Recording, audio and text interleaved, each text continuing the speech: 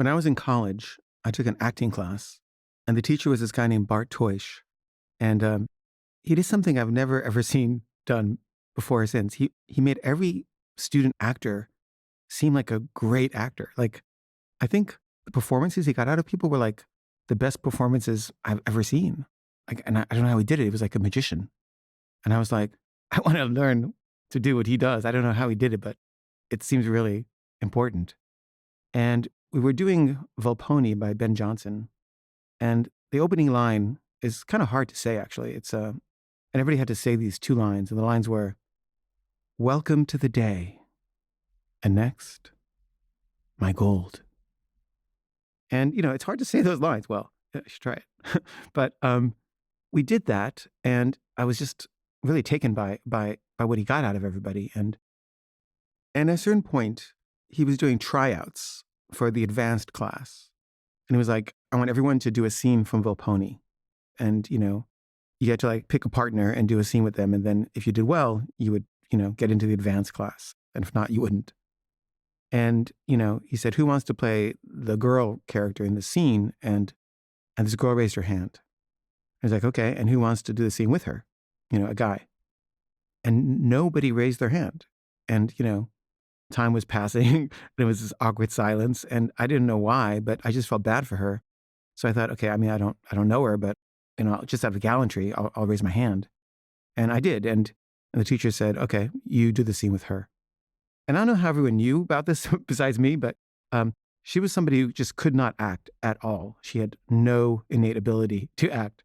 And everything she said was just completely phony.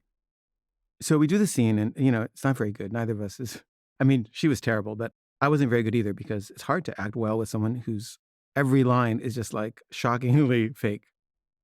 And he basically said, okay, you guys don't make the cut. So I couldn't take the class. And I was like, can I try again? She wasn't very good and I couldn't do anything with her. Can I just do it with someone else? Can I try another scene? And he said, okay, I'll give you one more chance. And so this other girl in the class said she would do the scene from T.S. Eliot's Sweeney Agonistes. And, she was okay. She wasn't great.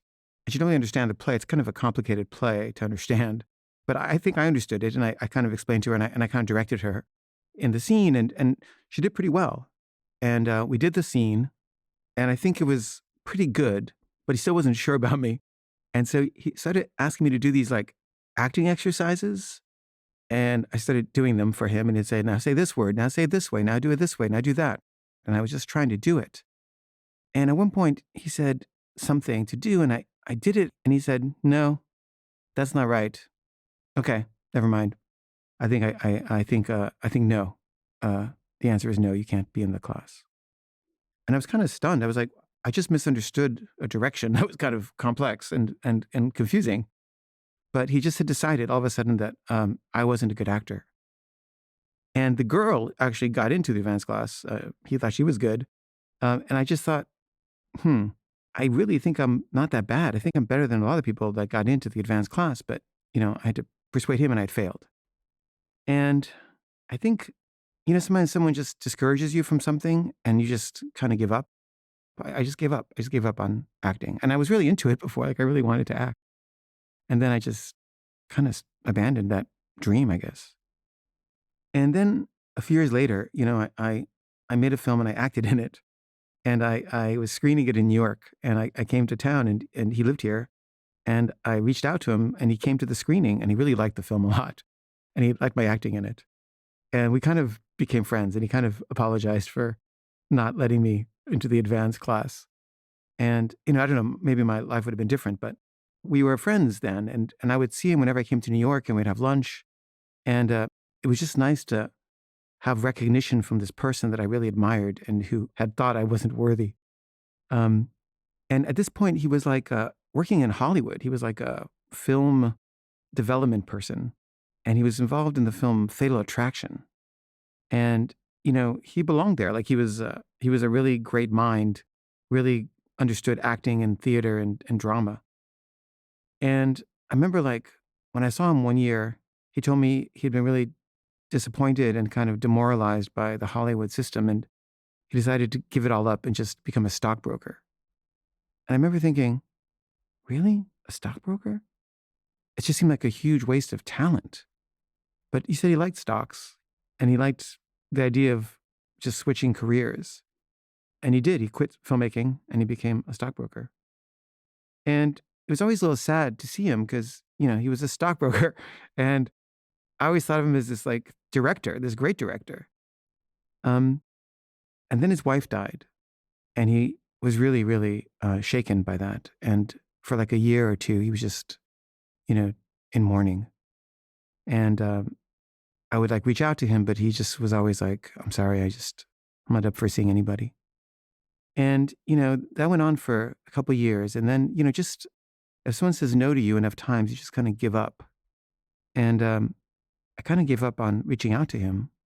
And he's one of these people that, you look up to, and then things change, and you just feel all this affection for who they once were. But maybe there isn't the same thing that was there once. And yet you have some kind of loyalty to what was, or to your vision of what was at least.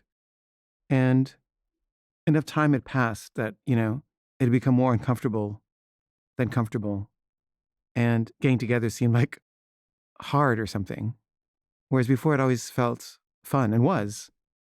And I just haven't reached out to him in a long time. And I really hope I do. And I would like to. And I don't know, I guess what I really want to say to him is, Bart, I was so inspired by you. You really made me see like that it's possible to bring something out of people. And even though you didn't see it in me, like I saw you do it and it made me understand something and it gave me hope. And thank you so much for doing that. And I hope we can see each other again one day.